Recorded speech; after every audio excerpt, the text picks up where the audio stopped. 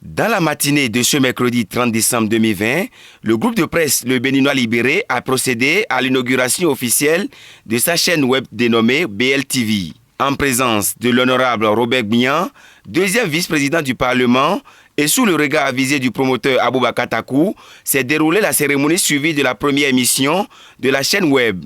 À la fin de la visite guidée des locaux, l'honorable n'a pas tari de mots. Merci beaucoup. Merci pour cet honneur, parce que je constate que je suis la première personnalité, la première personne, c'est-à-dire, est invitée pour le lancement de cette télé, Bénin Libéré Télévision, une télévision en ligne. Et je suis très surpris, agréablement surpris, elle a dit, par cet effort que le Bénin Libéré est en train de faire pour propulser la communication de la presse au Bénin.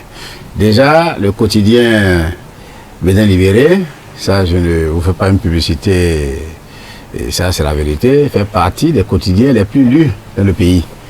Et je constate, un jour j'étais dans une kiosque où on vendait les journaux, j'ai acheté un journal et tout ce qui arrivait disait non, on veut le Bénin Libéré.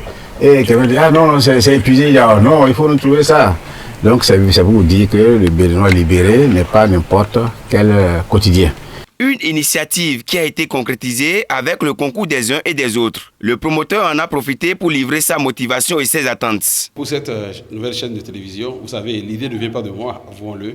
L'idée vient des collaborateurs. Ce sont les jeunes qui m'ont dit un jour qu'avec l'évolution des choses, avec l'implication des médias sociaux, qu'il fallait que nous ayons une télévision en ligne pour appuyer le journal, qui est mon amour. Je suis très attaché à la presse écrite et que eux, en effet, que vous pouvez tenir à faire une télévision et que d'ailleurs, c'est plus facile pour des rédacteurs de la presse écrite de venir à la télé. C'est le contraire de la télé à la presse écrite qui est un peu compliqué et qu'il fallait que nous ayons une chaîne de télévision.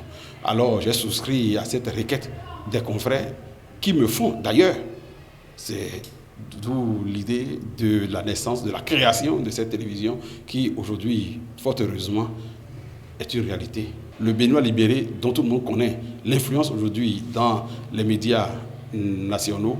Donc nos attentes, c'est qu'on puisse vraiment hisser BLTV dans le firmament des télévisions locales, voire internationales. Et je crois que nous en avons le potentiel, nous avons la volonté.